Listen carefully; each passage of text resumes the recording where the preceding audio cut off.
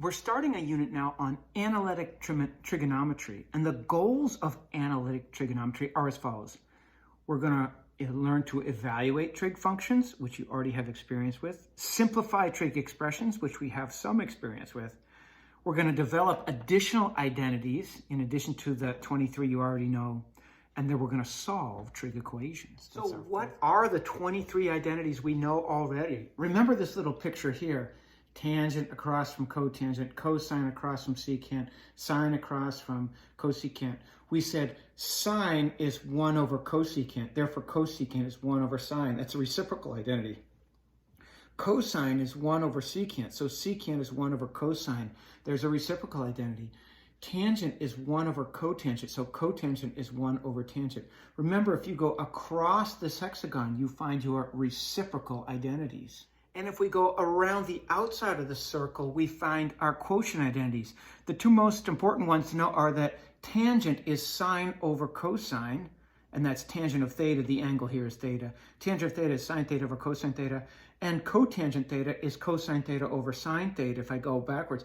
But note that tangent theta is also secant theta over cosecant theta, and cotangent theta is also cosecant theta over secant theta, and secant theta is tangent theta over sine theta, and secant theta is also cosecant theta over cotangent theta, and cosine theta is cotangent theta over cosecant theta, and cosine theta is sine theta over tangent theta, etc., etc., etc. We can come up with many quotient IDs, but these are the ones that you've got to know lickety-split by heart. And if we follow the sevens, we get our Pythagorean identities.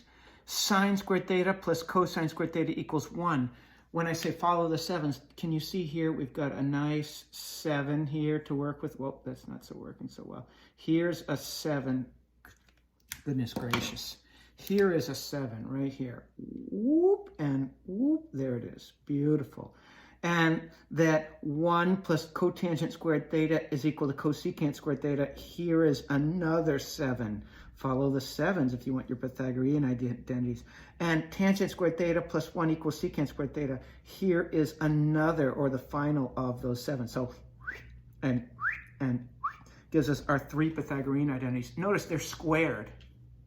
Also remember these cofunction identities, where if we have this picture and we're looking for sine of theta, so we're looking through this, and so this is opposite A, and this is adjacent B, and here is side C. We showed this in another video, that sine of this angle is the same as cosine of 90 minus theta.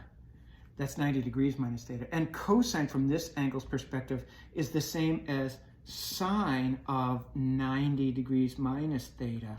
And tangent from this angle's perspective is the same as cotangent from this angle's perspective. So that's cotangent of 90 minus theta. And so cotangent of this angle is the same as tangent of that angle, tangent of 90 minus theta. Cosecant from this angle's perspective is hypotenuse over opposite, which is the same as hypotenuse over adjacent from the other angle's perspective. So this is secant of 90 minus theta. And lastly, secant from this angle's perspective is hypotenuse over adjacent, C over B. Well, C over B is the cosecant of the angle at the top there, 90 minus theta.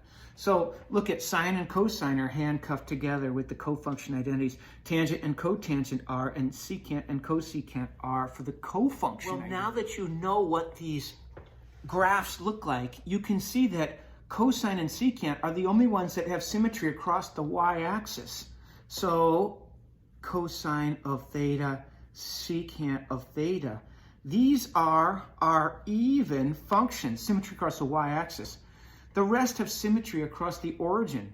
In other words, first and third quadrant symmetry, or second and fourth quadrant symmetry. Remember, our test for even-odd symmetry is if we put a point in one of the points and we rotate on the graph and we rotate it 180 degrees, we get the same picture back. Well, think about your parent functions for sine, cosecant, tangent, and cotangent. You see that these are all odd functions, and so that negative is going to pop out front. And so these are all odd. Remember, in general, an even function says f of negative x is equal to f of x, and an odd function says f of negative x equals negative f of x. We did a whole video series on that as well. Now I'm just saying, remember,